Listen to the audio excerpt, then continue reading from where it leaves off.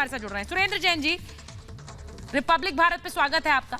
मैं महाभारत में आपसे सर पहला सवाल यही पूछ रही हूँ, 28 तारीख को आप लोग कह रहे हैं कि यात्रा निकालेंगे, उसकी परमिशन मिल गई आपको सर? 28 तारीख को जो यात्रा है, हाँ, वो वहां का हिंदू समाज ही निकाल रहा है। ठीक है, उसमें बाहर के लोग नहीं जा रहे। हमें कानून व्यवस्था की सेंसिटिविटी ध्यान में है और अभी भी केवल पत्थर नहीं चल रहे। परसों श्रृंगार में कुछ गुंडे जिहादियों को पकड़ने जब पुलिस वाले जाते हैं तो उन पर गोली भी चलाई जाती है। तो इसलिए मैं समझता हूं केवल कानून व्यवस्था नहीं, G20 भी हो रहा है, उसके भी प्रतिष्ठा का प्रश्न है। ये पूरे देश के लिए गौरव का विषय है। इसलिए हम लोगों ने स्वयं तय किया है कि हम बाहर के लोगों को वहां नहीं लाएंगे।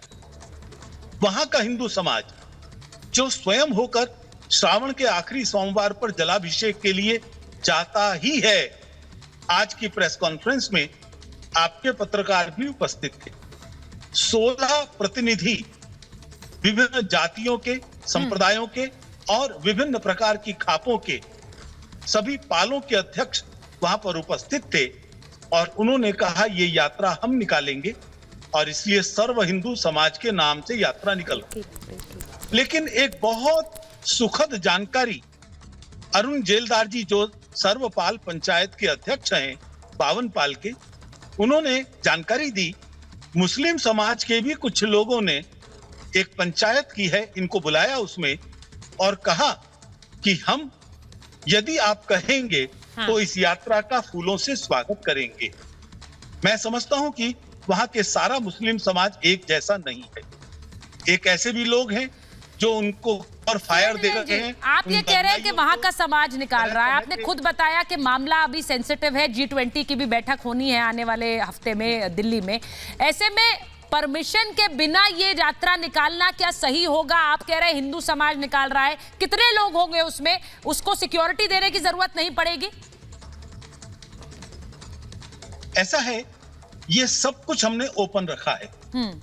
हम पुलिस प्रशासन सहयोगी बनना चाहते, उनके काम में बाधा नहीं डालना चाहते और इसलिए अरुण जेलदार जी ने खुद कहा है कि पुलिस प्रशासन से हम चर्चा करेंगे, इसका आकार क्या रहेगा, इसका स्वरूप क्या रहेगा, ये सब हम मिल बैठकर तय करेंगे।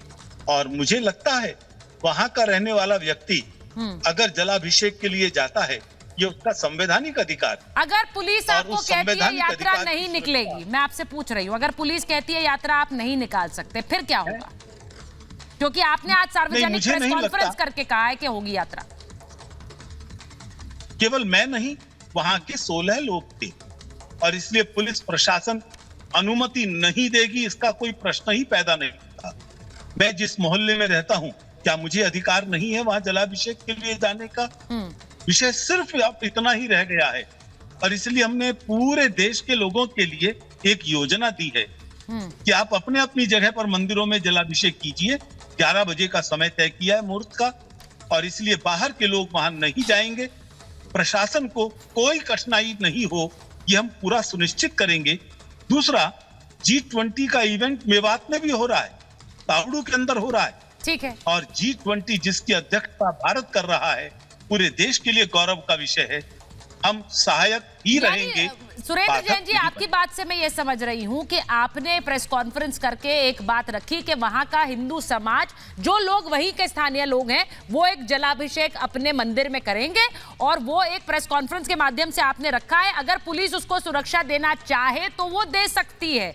परमिशन आप नहीं मांग रहे हैं, ये भी मैं समझ रही हूँ आपकी बात से। ये सही है, परमिशन आप नहीं मांग रहे हैं?